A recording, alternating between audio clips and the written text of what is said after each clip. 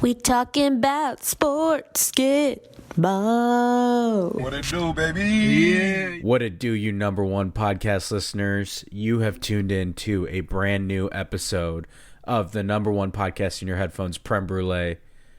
That's right. I'm Premal Bhatt, and this episode I'm joined by my big bro, my big cousin, Roshan. Thanks for joining me, man. Yes, sir. Thanks for having me. Yes, sir. Brand new podcast microphone in the building, too. So yes, sir. Shout out Vish. Shout out Vish, yeah. Vish is on vacation this week. I tried to get him to post a clip, but he said, I'm going to be gone. And I said, okay, so how about just a quick 30-second spot? He said, again, I'm going to be gone. So that's a true story and turned me down. Little turmoil there. I sense a little turmoil. Yeah. We'll get him back, though. We'll get him back. We'll get him back. He'll be back. I'll try to send a straight shot at some point in this episode just so he knows. Yeah, we'll zag in his honor at some point. There you go. Someone's got to do it. Anyway, before we get started, a little word from our sponsor. Of course, this episode of the Prem Brulee podcast is brought to you by Sleep Battle Photography. Sleep Battle is a boutique photo studio in Asbury Park, New Jersey. From cinematic stills, unique, classic wedding and elopement photos, even product or commercial photography like you see for the Prem Brulee brand, Sleep Battle is a full-service studio. So visit their Instagram at Sleep Battle, SLEEPATTLE, and treat your eyes to something nice. You already know the number one photographer for the number one podcast in your headphones. I've not forgotten we approach NFL draft season, so I hope to have Thomas on to talk a little NFL draft. So you number one podcast listeners, get your questions ready. I'll be asking him. He does a lot of scouting and knows more technical stuff, far more than I can even pretend to know. So we'll have that coming up before the draft. Always a really cool episode with him. Last couple years. Yeah, I was like just kind of turning it over to people, asking questions. It can be team specific or general. A lot going on this draft, so it should be an exciting one. Anyway, without further ado, we're on this episode, so you already know we're going to bring the spicy because, two bots in here. That's what we do. Baseball season. Yes, sir. That's all we know. So without further ado, yeah, fam or nah. And we'll try to keep it short and sweet for you. It seems like the number one podcast listeners like the format, so we're going to try to keep it there. First up, though, women's basketball national championship drew 9.9 million viewers. That is more than a lot of men's events and a lot of events in general. For context, it is the most watched women's college basketball game ever. It is more than any MLS game ever, but go Crew, go Soccer. What it do, baby? It is more than any Stanley Cup game since 1973. Go Jackets, go Hockey. One day, maybe they'll be the Stanley Cup. Probably not. It's more than the past year's Orange Bowl, Sugar Bowl. I think those featured Clemson and Alabama, respectively, for context. More than the Thursday Night Football finale, which featured the Cowboys and the Titans. It was more than the 2021 NBA Finals, the 2020 World Series, the finale of Last of Us, and it is more than the most recent MLB, NBA, NFL, all their All-Star games. So I wanted to ask you, yeah, fam or nah, will this finally usher in more eyes and money on the women's game? Or nah, is it just a flash in the pan due to the Caitlin Clark versus Angel Reese matchup, the Iowa versus LSU matchup featured two premier women's college basketball players? Before I have you answer, Roche, worth noting, just for you number one podcast listeners, I did look this up. Caitlin Clark is not even WNBA draft eligible yet. So, congratulations. So she'll be back in college basketball next year. She'll probably make more through NIL than she would with a WNBA contract. No doubt. Angel Reese is also back. Paige Buchers for UConn has had some injury issues, so she'll be back too. That's worth noting, obviously, with the yeah, fam or nah that I posed. Also, the WNBA saw major movement in the offseason. The New York Liberty added a whole bunch of notable players, notably Breanna Stewart and Jonquel Jones. And then the Las Vegas Aces added Candace Parker. So a lot of excitement going on. Liberty also have Sabrina Ionescu. I would say she's probably the closest to the hype that Caitlin Clark's generated. She for sure. Played for Oregon, so she's a really popular athlete. She just got a signature shoe through Nike as well. That's pretty sweet. It's a good-looking shoe, too. because not all signature athlete shoes look that great to me, but hers is pretty sweet. Anyway, okay, back to the question. Yeah, fam or not? The yeah fam in this purpose is this will usher in more eyes and money on the women's game, or nah, it's just a flash in the pan because of the matchup. I think it's a yeah fam, but it's a little conditional. The Clark and Reese are like pretty amazing stars. Like they're doing a great like deal of like they're bringing so much attention to it just by being them, putting a lot of attitude and flash into a sport that doesn't have any historically. More on that later, by the way. Yeah, and I think that is what gets clicks online in today's social media climate. That's what gets people talking. Again, we'll touch on that later. But I think the condition would be if more women in the sport, decide to be true to themselves and start, doing some hype shit. Like, just going around and being, boastful and having little flashy segments to great shots they make and, kind of pimping some of the stuff they do. All men's sports historically do that. Let them play. And they're kids. At the end of the day, these guys are kids. Crazy. They are It is crazy. 18, 19, 20 years old. They're children. Let them be kids. Let them play. Let them be on the playground. Let them wall out and let them talk shit. That's does great wonders for the game. It gets a lot of casuals to tune in. Fucking hooping, man. Yeah. When's the last time I watched a women's championship? Literally never. I tuned in and watched it. I did not watch the men's championship. Yep, me too. So, actually, there you go. Yeah, that is the exact same as me. Yeah. And I watched the Final Four matchup too before that. So when Iowa upset South Carolina, for sure. I'm a fam to this. I think it's starting to get a lot of attention, and you're right. Part of it is the personalities, because that's what the NBA does such a good job at. It's like hyping your stars up. And it's cool to see brands. We mentioned Sabrina Ionescu getting a signature shoe. It's cool to see that being matched. Like, I would love to see more of that, because for sure, I mean, those are kicks anybody can wear. You love to see the men's players advocating for the WNBA. I think that's really important too, to use that those additional eyeballs to get more attention. Where women can only do so much, as we you and I probably both agree. You can be as flashy as you want, but there is some level of responsibility for the people that are part of the NBA generating billions of dollars to use the platform for good. And I think it does a lot of good. But I don't think this is just a flash in the pan.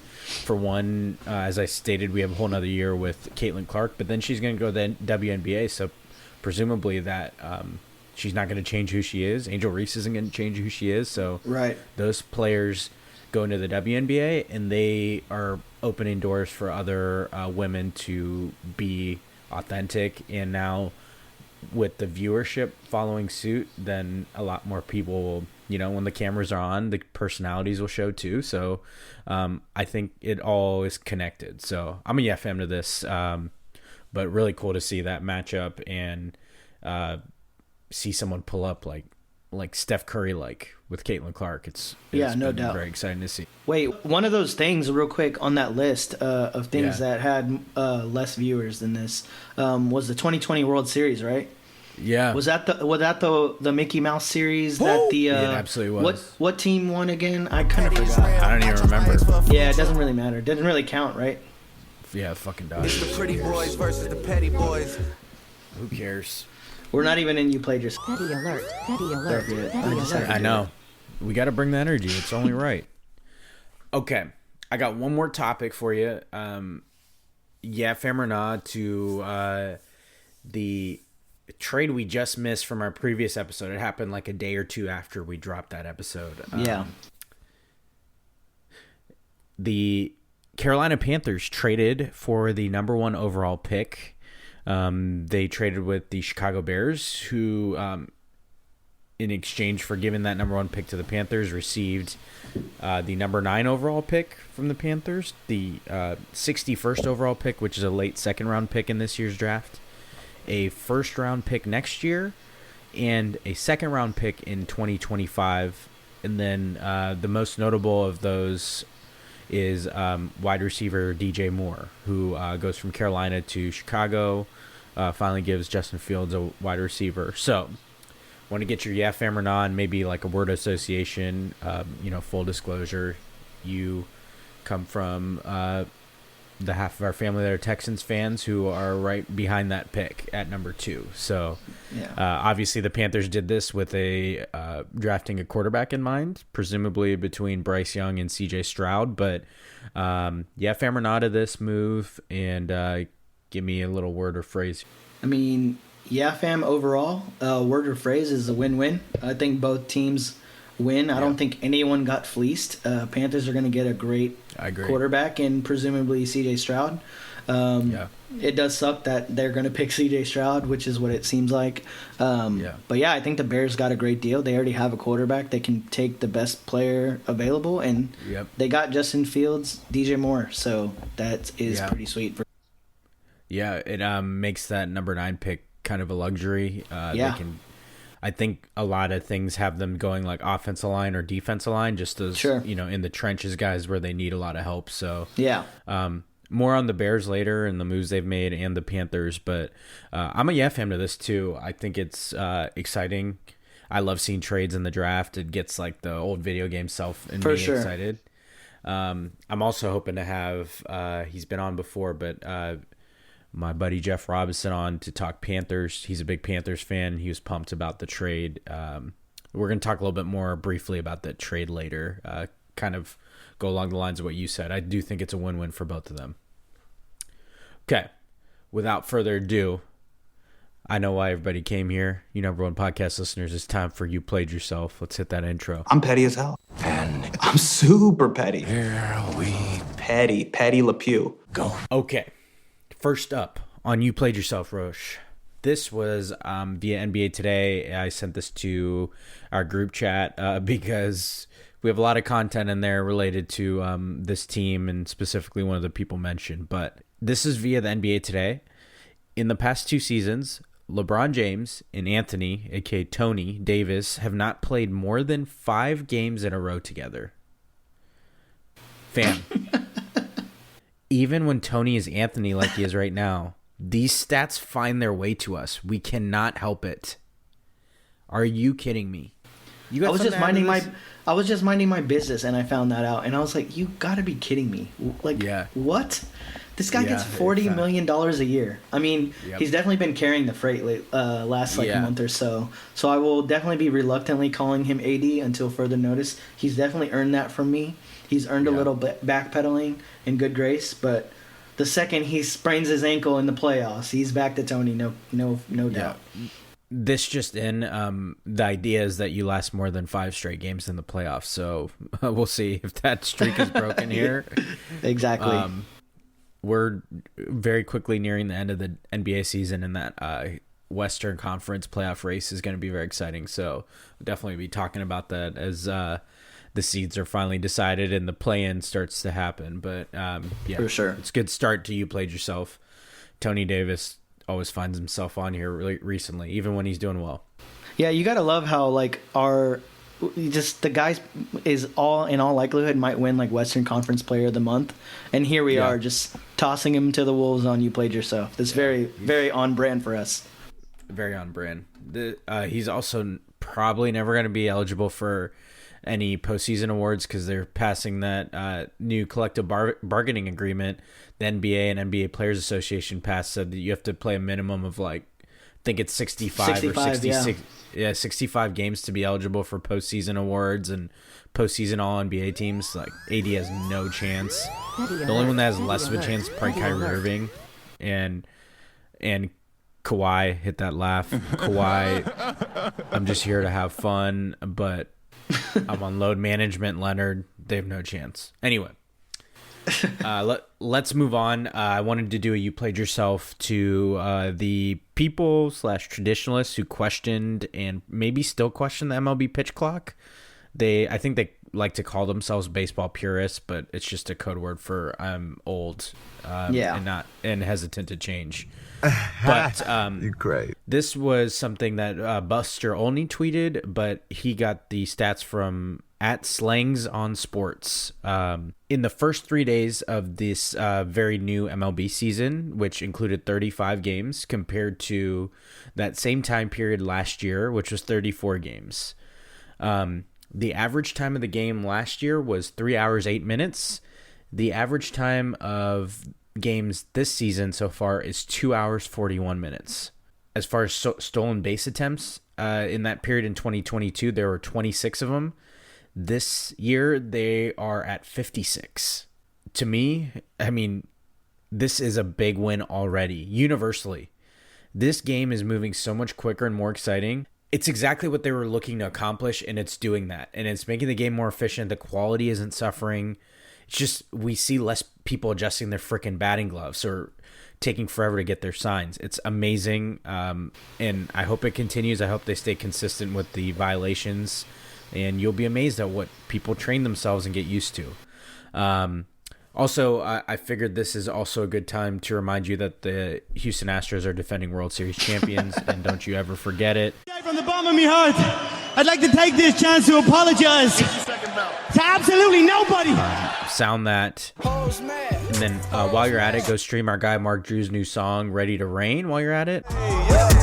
Houston is back in the throne, the city is ready to rain. I'm looking around the league, it's clear that ever that we don't get ready to sing. They getting ready to blame, but never admitted that we're the cream. You know, you might be an Astros hater, but you can listen to it and feel what it's like to experience being a champion. No doubt. You know, I believe in positive manifestation, so maybe it'll help you champion your own day. So, Ready to Rain.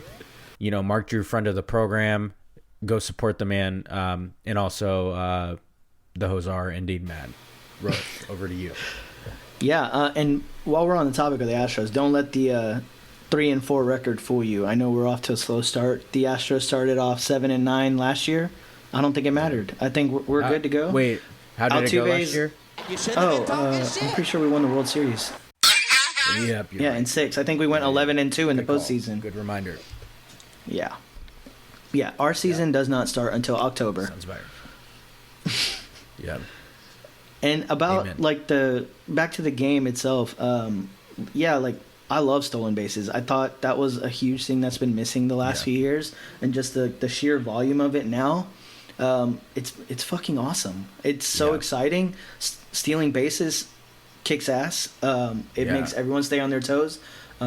I was kind of on the fence about the pitch clock to begin with, just because I don't want games to be decided by it, and it still hasn't really happened. So I think the sample size is like good enough to where people are kind of picking up the pace and letting it not dictate certain things. So I think as long as that's happening, there's nothing to dislike about this. It's pretty cool. The Astros played a day game today. I was at work. I knocked it out in like 2 hours of work, and it's just nice. You're not used to seeing baseball games go that quick, and it's kind of fun to watch. It is very fun to watch, and as a reminder, number one podcast listeners, the stolen base attempts are up. I would say the majority of the reason is pitchers are limited to the amount of times they can throw over to check on the runner, essentially. And also the bases are a little bit bigger. So I would say it's more about the limitations in throwing over. That, you know, base runners can be naturally more aggressive because they know that's not coming that way after a certain amount. But the bigger bases do help too. So it's kind of a twofold thing. But yeah, 30 more stolen base attempts than last year is pretty significant. Yeah. I do got another baseball you played yourself while we're on this topic. While we're on the topic of baseball, a huge you played yourself to just belligerent fans in general, and ultimately the folks who suspended Anthony Rendon. Like last week, I don't know if you saw this, but there was a game between the Angels and the A's, and there was an altercation between Rendon and like a fan in the stadiums. He was I guess he was walking by, and the guy called him a bitch, basically. This was all off video. The video starts of him like grabbing this fan's shirt and like kind of being like, yeah, you called me a bitch, right? And then he like kind of swipes at him. Anyway, it was a bad look for him. I will say, I'm not condoning any violence, but you know, if the fan is like cussing at someone and like, you know, when you call someone a bitch, when you call a grown man a bitch at that, you need to be Yeah. ready to throw hands. Like, those are Yeah. fighting words. Hell yeah. You should watch your mouth. Like, that's crazy. Like, you're allowed to go to games and call someone a bitch and, like, not have any ramifications. Yeah. You know, Rendon grabbed his shirt and confronted him and talked shit, and it got on video, and he got suspended for 5 games. And, you know, the suspension is definitely deserved. You can't really put your hands on anyone. But, you know, to that, I just say free Rendon. He's going to miss those games anyway due to injury at some point. So, I mean, no harm, no foul. Don't call grown men bitches. That's crazy. Yep. Especially Agreed. when you, a patron, are paying money Yeah. to see watch him. millionaires play a game. You are literally paying to watch millionaires play a game. You're calling him a bitch. Something don't sit right with me. That's Yeah. crazy. Yeah, that's a good rule of thumb. If you're Yeah, you prepared can to say call they someone a suck. You bitch, can say all kinds of Yeah. shit, man. Don't be Yeah. calling grown men bitches. That's crazy. No way. Yeah, that's wild behavior. Yeah. And it's not like they would have trouble finding which A's fan said it because he's one of maybe 30 people there. So Yeah, precisely. You're great. yeah, you're gonna say that. You definitely got to be ready to throw hands because not No like doubt. anybody can question where it's coming from. Yeah. Yeah, that's a good one. But yeah, free Rendon. Let him sit out games on his own. I agree with you. You played yourself to the men's basketball NCAA tournament. Yes. What in the fuck was that? Respectfully, you know, no disrespect though. Now, Purdue, what the hell were you doing? And that is disrespectfully. I mean that No with the doubt. utmost disrespect. Along those same lines, the Big Ten and SEC, yikes. I mean, I think each of them had one, I want to say it was one Sweet 16 team, which is crazy because they each got in like 7 or 8 teams. So Right. awful showing by the two of them. And for the Big Ten especially, they've been not great in tournament play the last few years. The Final Four had 0 top 3 seeds. It was a 4, 2 5s, and a 9. So that was an interesting year. If you pretend like you knew what you're talking about and won your bracket pool, don't save it. I don't believe you. But yeah, you played yourself to that tournament. Ultimate trash. And if you enjoyed that, you clearly aren't part of any bracket pool or anything like that. So, or you picked a random bracket and somehow won. Yeah. Yeah, as a diehard U of H fan and NCAA basketball fan, as you all know, I can Yes. safely say that this was the worst tournament I have ever seen in my entire life. I now realize that chalk is the way to go. I'm never going to take 1 through 3 seeds making the title game for granted. UConn definitely dominated. Give it up to them. They killed everyone they played. But I can't say I watched a single minute of that championship. I did see a random stat that was pretty cool. The last 4 UConn titles all came in Texas. They won in San Antonio, they won in Arlington, and then they have 2 in Houston. Yeah. So shout out to them. That's pretty They got cool. their 4th or 5th title in like 20 years. Which, Yeah, like, which is awesome. and it, weird to say it's like quietly done that, Yeah. but a random thing. But Very like, very Spurs like. Kevin Ollie won a title with UConn Yeah. as a coach, a head coach. Yeah. That's And I there's don't been even a know where does he coach now? Yeah. I think the last time they were in Houston was when Drake was a It's the UConn pretty fan boys too. versus the petty boys. He was like all There over you go. Twitter wearing all that UConn shit. So, I mean, shout out to them. But yeah, that tournament was trash. Yeah. Absolute trash. Kevin Ollie is the head coach for Overtime Elite, a professional basketball league co-founded by Dan Porter and Zach Weiner for top players between 16 and 20 years old. So this man Damn. won a national title with UConn and is now coaching Overtime Elite. Is that AAU or something? It sounds like a new league for you. I don't know. I have no idea. I've never heard of it, but good for Damn. Kevin Ollie, I guess. Yeah. I'm sure the checks are clearing, so that's all that matters. I'm sure they are too. Okay. We wanted to pay this off. We talked about it a little earlier, but I thought it was worth discussing on this podcast. You played yourself to the trash talk and discourse surrounding Angel Reese and Caitlin Clark from the Women's Basketball National Championship. So before I get into the you played yourself meat of the sandwich, pause. First, I wanted to give some context. Obviously, we talked about LSU, the women's team, they're national champions. They did so in a dominating win over the Iowa Caitlin Clarks, otherwise known as the Iowa Hawkeyes. So this discourse kind of reached a height towards the end of the game. Angel Reese was trash talking as she's done all year, but she followed Caitlin Clark. It was like at a dead ball. She did the John Cena "You Can't See Me" and pointed at her ring finger, which she's done repeatedly, like basically crowned the championship ring, as we all know. Reese talk trash and always does all year. Obviously, the women's game is growing, but you might not have seen previous clips of her. She's been known to be a trash talker and boastful, all that stuff on the basketball court. Nothing new that we don't see. What ensued after that interaction was a national discourse questioning the sportsmanship and class of Angel Reese. Now, the population that everyone wanted to hear from, old white guys, decided to chime in. Yeah. This from Dave Portnoy, obviously of Barstool fame. He tweeted the video and quote tweeted with quote classless piece of shit, end quote. Then Keith Olbermann wrote, "What a fucking idiot." And then after the backlash, spoiler alert, the rightful backlash he received, Olbermann, as we've all seen before with him, doubled down.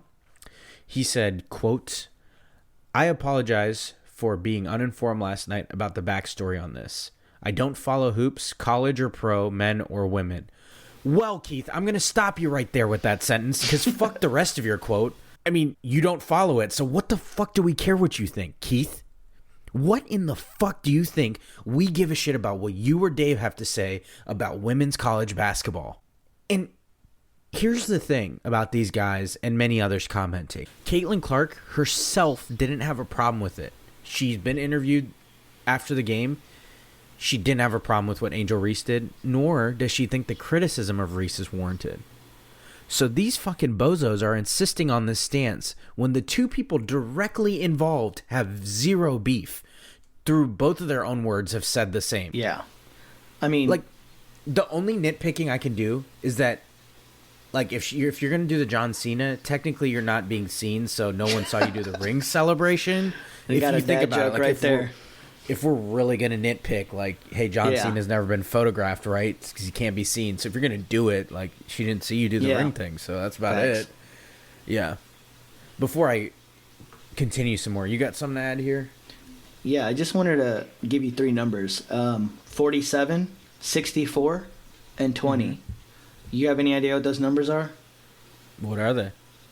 47 is Dave Portnoy's age. 64 is Keith Olbermann's age. And 20 is Angel Reese's. What is with these old-ass motherfuckers worrying about what a 20-year-old girl is doing? Unbelievable. Mind your fucking business. Go do something else. Keith Olbermann, you don't follow hoops? Stick to whatever the fuck you're doing on Twitter. Bro is like sending 555 tweets a day about politics and shit, and then wants to chime in about fucking women's basketball at the college level. Nobody fucking cares. Here's where Stephen A. Smith is like, I'm here to tell you right now, we don't care. Let me tell you, we don't care. Literally, do not even talk about it. We don't Dave care. Portnoy, go talk about Boston teams. Man, fuck off. Go review pizza. Nobody cares. Yeah. You know, it's just like, I just don't get it. And once the two chime in and once Caitlin Clark says what she needs to say, which was well needed, apparently. Yeah. Like Like why the fact do you that need, she had to clarify Why it, do you need her to come out and, like, kill that conversation? Yeah. Like, you should be minding your own business. Also celebrating the fact that 9.9 million people watch a sport that no one really watches. That's great. What is anyone complaining about? Reese and Clark both are two huge reasons why this NCAA women's tournament was such a success. You know? I've been known to ignore the women's tourney all the time. This got me to watch it several different occasions. 100%. Yeah. So, like, and the average ticket for the men's Final Four and the women's Final Four, the women's tickets were going at a higher clip. I know it was in a smaller stadium, but Yeah. you can't ignore that. Like, Yeah. you can't ignore the fact that $200 more to watch a women's Nope. Final Four Yeah. game versus any men's Final Four game. And this is like in Yep. Houston. You know, it's not like a small market. It's Right. crazy. Yeah. So I would say they found a that formula that works. So what are we shitting on? the two of them, and probably like seeing South Carolina and how good they've been all year, were the Yeah. main tickets. And Yeah. yeah, I didn't even want to finish Oberman's tweet because I'm like, you don't follow it, so stop fucking talking. Okay, so here's my thing. Reese trash talks. We talked about it earlier. She has all year. She probably has her whole life. I can't confirm that, but usually a trash talker's always been a trash talker because they're fucking good and have a reason to. How many times do you see people continue to talk trash when they suck? You're like, it's not going to happen. But the thing is, so does Clark. In fact, the Can't See Me celebration was a direct shot at Clark, who's done it twice this year.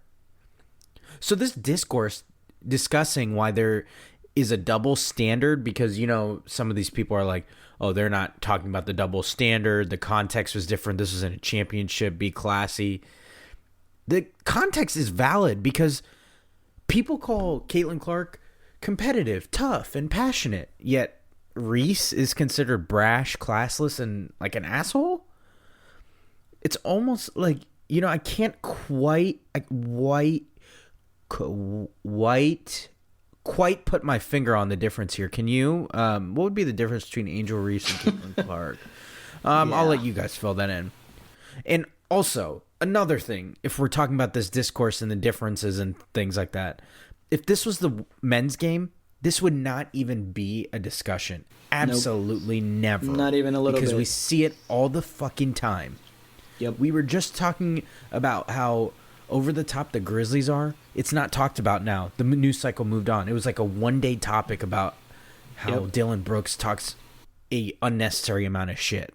I realize it's ironic I'm bringing it up again, so I'm re-bringing it up, but it wouldn't be talked about in the men's game. Also, and I'll end with this, this is motherfucking hoops. Trash talk is part of the game, no matter what sex, gender, class, creed, whatever. It does not fucking matter. Trash talk is on every court, any level that you play. Let the hoopers do what they do and shut the fuck up about it. It's ironic that these same people in the media are like the same ones telling athletes to shut up and dribble. Like, how about you shut up talking about a sport? Oberman's case, he's not even following.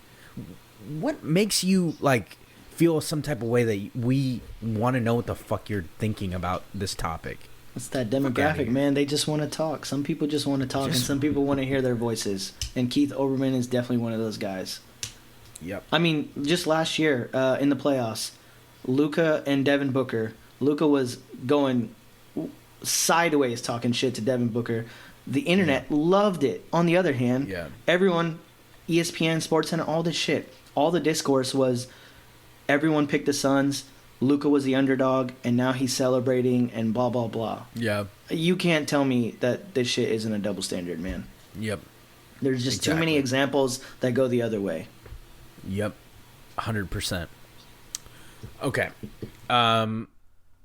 Before we get to our non-sports related you played yourselves that we like to end with, so last episode I had a you played yourself about the NFL and the collusion, and it was surrounding Lamar Jackson. And here's the thing, it's still a fucking topic because Lamar Jackson still doesn't have a contract or offer. I still don't get it. I know I talked about it last episode, so you can run that back. Always in favor of you guys run back old episodes, get the numbers up. You already know, number one podcast listeners. What it do, baby? But I don't get it. How would a team not want to sign an NFL MVP over some of these other guys getting contracts? Like, I'm looking directly at teams like, especially the Colts, who currently have the number 4 pick, are at best going to get the 3rd best quarterback in this draft class. It is very top 2 heavy. The Falcons, the Raiders, the Commanders, and maybe if you want to add the Dolphins in there. And number one podcast listeners, I get it for the Panthers and Texans because they're getting 2 rookies.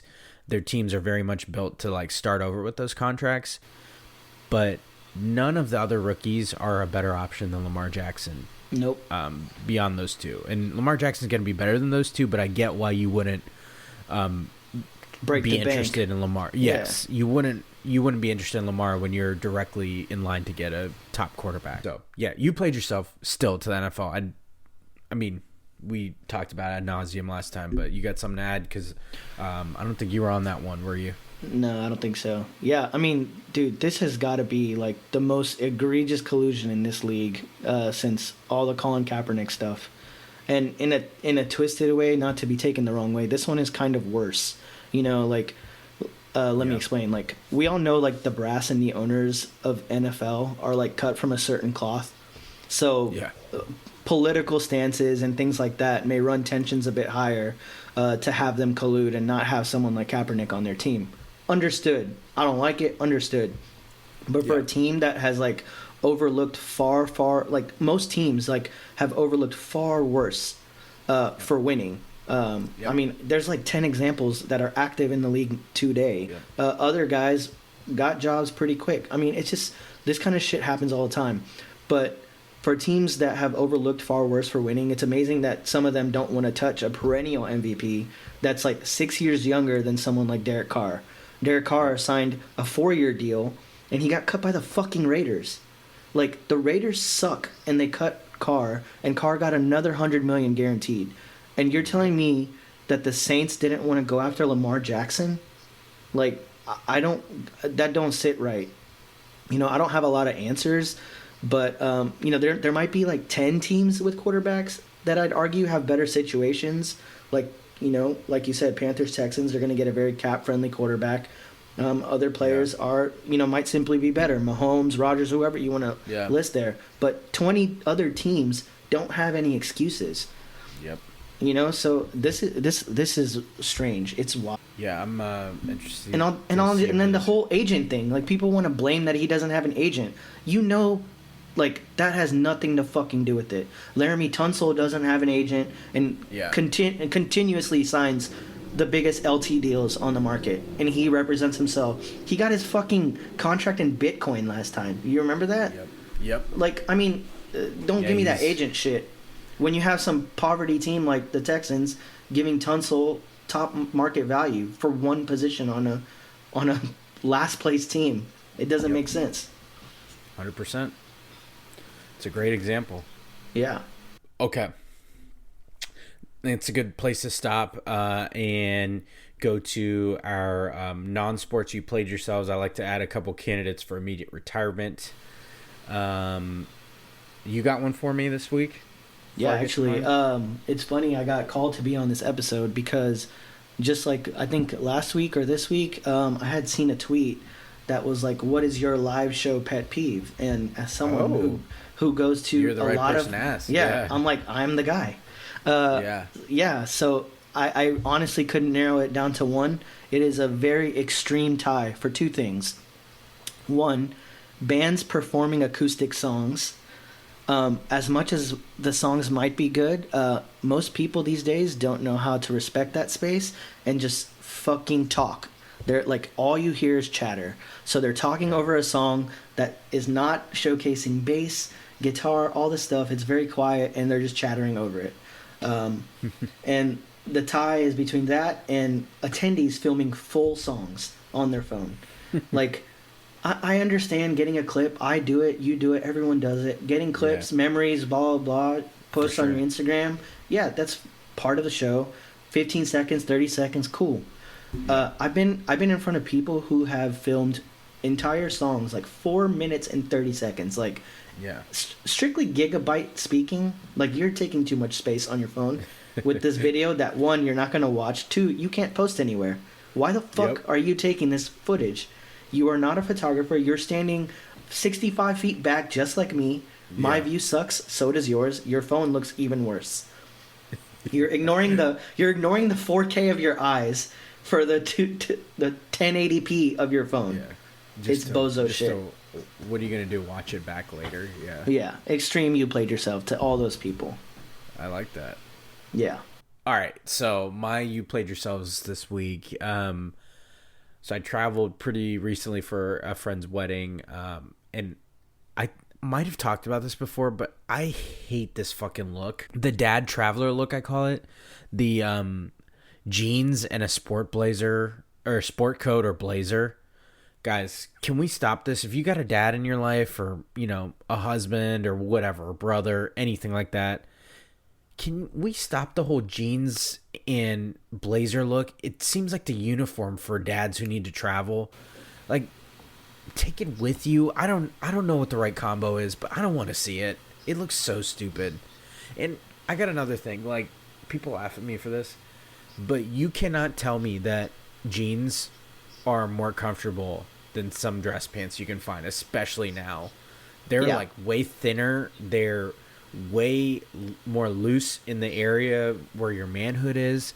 Like, you look so much better, and they got stretch in them, man. Tech chinos. Yeah. Like, come on, we got so many options. There's so many options better than these baggy jeans that I see dads wear, and it's like they always got some like Skechers or some shit on the bottom, or like it looks so goofy. Just stop yourselves from doing that. And you number one podcast listeners, if you sense yourself starting to slip into that, you travel for work, just please keep this in mind. Hear me in your head. And my other you played yourself is to duvet covers. What do you got against duvet cover? When was it that we all decided that we needed to switch to duvets? Like, when did we all decide that we give zero fucks about our post-laundry reapplication and our sanity doing so? Where did Comforter Gang go? Like, and so I posted this a little while ago to my story, and I got a lot of responses.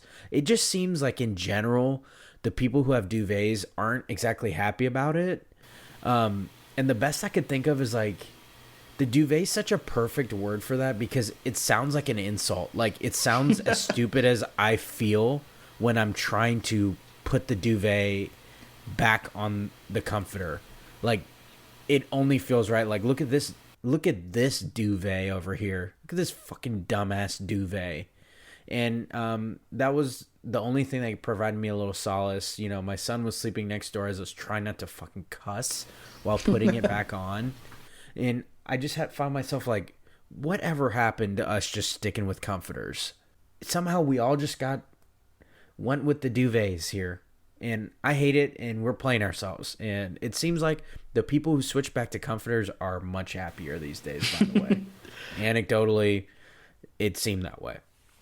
Well, here is where I'm going to zag in honor of Vish. We're winding down the episode. I was just thinking about it. I was like, I haven't zagged yet. Here it is. Wow. I prefer duvet covers. Let me finish. I will agree that they are a bitch to put on. However, there is a method called the burrito method online. Look it up. It will make your life easier. The next time you put one on, try it. I think you'll hate it a little less. The burrito method. It's very common. Okay. All right. You need space. You got some space. You can make it work. I know. I've been to your house. Also, the comforter thing. I think people progressed to getting to getting duvet covers, because when you sleep, you shed a lot of dead skin cells. You got a lot of weird scents coming off your body. All that gets soaked into comforters. This is a way to put it on something else and then wash it. This is how it's pitched. Truly, the act of putting it back on is the biggest pain in the ass. Yes. Agreed. We don't talk about give it. Give the burrito method a try. And you're gonna have to come back and readjust your opinion or double down. You'll probably double down, but at least give it a shot. Yeah. This is the way of our family. So I've put myself on this hill. So there's no. I'm offering you a zag. Okay. Whether you take it or not, stay tuned. Alert. Burrito method. Podcast listen. Yeah. I will definitely try it, but it may be in secret, and I won't admit. Give me an update in the next 3 episodes, and we'll see. Yeah, I might have to do it on FaceTime so that there's no written evidence of me backtracking, but for sure, we're definitely going to try that. Either that or my wife heard me complain and she's gonna be like, I'll just put it on. I don't want to hear your shit. So, okay. Let's move on to who you got and what you feeling. On that note, that was we got a good few. Sometimes I can't always think of any, but a lot of things bother me and people enjoy that I complain about random shit like that. So, yes, and I know the weather's getting nice everywhere. It's not an excuse for everybody to go hiking. So just remember that. Protect your sanity. Okay. Who you got? What you feeling? Last episode, me and Vish talked NCAA basketball tournament. This is a funny one. I proposed at the time the odds were this way, but the NCAA basketball tournament, we did a Houston, Purdue, or the field. It stings. We were both rooting for the Cougs, and obviously the whole family. You are a U of H alum. A lot of our family is as well, especially since Ohio State sucked this year. Vish led with his heart and went with the Cougs. I had him in a bracket pool too, so I was rooting for him. But I went with the field just because of odds, and sure enough, it was like that. We talked about all that, but yikes to Purdue again. Yeah. And then the Oscars were approaching, so I talked Best Picture pick. Everything Everywhere All at Once I thought would win and should win, and they definitely did. They had a great Oscars. They swept pretty much every category. No, they cleaned could. house. Yes, I do think, and I said this last episode, is the best movie of the bunch. So if you haven't seen that yet, go see it. Just because it got hyped with awards doesn't mean you need to zag. It's still a good movie to watch. Vish asked me last time if I thought there were any snubs. I actually watched one where I did find one that I thought should have been nominated over some of the other ones, and that was After Sun.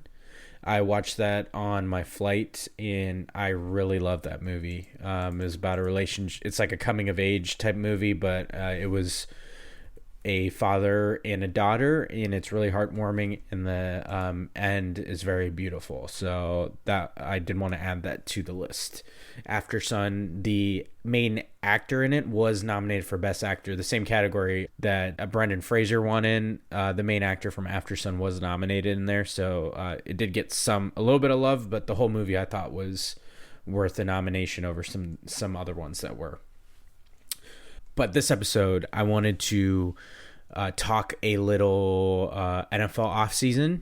So I wanted to do a little game of winners of the NFL offseason. So I'll give you a couple candidates. You also have the option, obviously, of anyone I don't mention, but I did want to run through some of them because they're worth noting. The Bears, who we talked about earlier, received a haul for the number one pick. They also did sign a few key defensive players at linebacker and signed Nate Davis, who's an offensive guard. They needed help and protection for Justin Fields. They didn't make a whole bunch of moves, but making some moves is better than nothing because it's not like you can add all five in the draft. Right. The Bengals surprisingly added Orlando Brown at tackle. That came out of nowhere because it didn't look like they had the money, and they got to pay Burrow and Chase soon. So that was a real good move. Orlando Brown obviously was just on the Chiefs, just won a Super Bowl and got another bag. The Niners added Mike McGlinchey, offensive tackle, and somehow added more defensive star players in Javon Hargrave. Can't believe they even have the ability to continue to add these guys. Some other candidates that might be a little dark horse, but we talked about the Panthers a little bit. The Jets, it's still not official, but all signs are pointing towards them adding Aaron Rodgers, and they've made some other signings. And then I'm going to talk about one that's dark horse here, so I won't tip that one, but I'll go ahead and go first and then get your answer. You number one podcast listeners, I can't believe I'm about to say this, but the Dallas Cowboys actually are having a good offseason. I'm not used to saying that. So while I'm bummed Zeke is going to be gone, I knew it was coming. Obviously, most fans who follow that team did know that contract was never going to last. The Cowboys they got Brandon Cooks and Stephon Gilmore in exchange for 2 5th-round picks and a 6th-round pick. They re-signed many of their players, They re-signed people at positions with glaring needs, so much so that they can go best player available in the draft. I truly didn't think this was possible because, you know me, I've been, using my megaphone saying they should draft all defense. They need some help in the secondary especially, which might still be the case. Obviously, we don't know what Stephon Gilmore, he is getting up there in age, but he's better than what they got, that's for sure. Yes, it's a nice luxury to have, and I'm really not used to this. They did great. But in addition to the Cowboys, my dark horse pick are the Lions and Panthers. You mentioned this a little earlier in the podcast. Everyone's talking about the Bears side of the trade, but I think the Panthers have done well to get the first pick, and they spread out their pick damage going the other way. If you think about it, they don't have a whole lot that they lost a late second round pick. Obviously, they swapped their 9th pick in exchange to get a quarterback they wanted. The key was losing DJ Moore. I think everybody kind of felt that because he just had his best season too, and with no quarterback. But in trading McCaffrey and DJ Moore, the silver lining there is that you're also trading their big contracts with them. Obviously, you're eating some dead money, but still, it's a nice fresh start for a new quarterback, and you can spend money to protect him and maybe get some skill players in the next offseason, that sort of thing. So, and now the Panthers get their QB choice, who joins a team with a good defense on the other side and a pretty decent offensive line. Like I said, there's going to be a good O-line. Look what Fields is going through. Look what some of these guys are going through. Yeah. The That's Bears gotta really be the key. realistically could have look what happened to it. Burrow his first season. Yep. Dude shred his ACL. Yeah, he was 100%. Yeah, and that's compare underrated. that to like how well Dak Prescott did in his first year. Right. I mean, he could hand the ball off, and they had a good line. Yep. Like I said before, I'm gonna have more on this. I'm gonna try to have my guy Jeff Robinson back to discuss some of that before the NFL draft and get his thoughts. Because we get the Texans' perspective. So I got a whole bunch of people close to me in the first 2 picks of the draft. It should be fun to watch. Yeah. And be texting people during the draft. I look forward to it every year, but especially this one, it feels more exciting. And then the Lions, they did lose Jamal Williams, who was a touchdown machine for them this past year. I think he had like 16 touchdowns for them. Yeah. But the Lions quietly added secondary help, which was a glaring need for them, and they have a good roster returning and some draft picks to work with because, as you recall, they have the Rams pick from their Matthew Stafford trade, so they have a top pick, and they have their own pick later in the draft. So they're in a position in a division that's now going to be wide open, obviously. Wide open. A lot of teams switching, so we don't know how it's going to go. The Vikings are probably the most stable, but they got some injuries in the offseason, and it's still Kirk Cousins. And then the Packers rebuilding. The Bears, they're adding a lot of pieces, but they are still a really young team, so we'll see how that fits. But those are my picks. You got any different picks for winners of the offseason? I actually don't, man. I think you did a pretty good job. All right. I think really I was hoping that we would get Stroud, and then I would consider the Texans the winner of the offseason. I think they've overall done pretty well, just because the hires they've made were obviously all in the right direction for a change. They have not been doing that for the last 2 seasons, but other than that, man, I think you nailed it. I think Panthers are sneaky, a good choice, and the Lions are a pretty exciting team to be a fan of if you're a Lions fan next year. Yeah, I did. It was interesting. I saw something that I think the Texans tried to trade with the Bears to get up to number 1. Yeah. When they were shopping that pick, so that would have been interesting for the Texans to go up and get it, so they could pick the quarterback they wanted. All they had to do was lose a game, but leave it up to them to beat poverty. Yeah, Jesus. Cool. The other one I wanted to talk about, this NBA MVP race is picking up. It is a 3-person race, it seems like. Joel Embiid, Nikola Jokic, and Giannis Antetokounmpo are widely the 3 candidates that it's between. No debating that, I would say. The debate is in who's going to win. So I wanted to get your take on who you see winning. First up, Giannis. He's obviously the most valuable player on the best team in the NBA. The Bucks have like the best record by like 5 games as we're recording this. The Bucks clinched first seed for the whole playoffs, so I think they're like got home court for the whole playoffs. So that's gonna be a tough out. Really fucking good, and Brook Lopez is a candidate for Defensive Player of the Year. Him and who would have thought? Jaren Jackson Jr. are like the two. It's pretty much between, so that's kind of wild. But Jokic is going for his 3rd straight MVP award. He is having his best statistical season.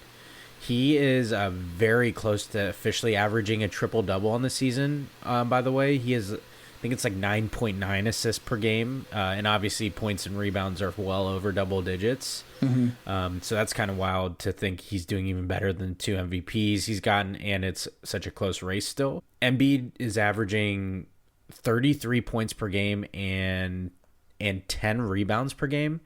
The last person to do that was Bob McAdoo in 1974-75, and McAdoo won the MVP that year that he did that. The Sixers are really hot going into the last stretch of this regular season. Embiid's been obviously their best player. He, I think, now is the betting favorite to win it. So, who you got NBA MVP when it's all said and done? Who's it going to go to? If I had my pick, I would put it back in the hands of Giannis. I feel like best player on best team has been a way better method of choosing an MVP over years past. I just also personally don't think anyone takes the Nuggets seriously. And for someone who hasn't had a deep run in the playoffs, and I wouldn't in good faith vote for Jokic again because, I mean, they gave it to him as a 6 seed. They gave it to him as a 4 seed, I think. And now he's having his best season. But it's like, if you remember in years past, voters got fatigue on LeBron. They got fatigue on Giannis. They've gotten fatigue on Steph Curry. So it's like, we can't just give it to him because he's having a better season than his MVP years. Because if that's the thing, then you owe LeBron like 5 fucking MVP awards. Yeah. You know, and back to the Nuggets, would anyone be surprised if they don't make it to the conference finals as a 1 seed? Would anyone even be that surprised if they got bounced in the first round? I don't think anyone is going to be. No one's going to be surprised. So in order, I'm going to go Giannis, best player on the best team, followed very closely by Embiid.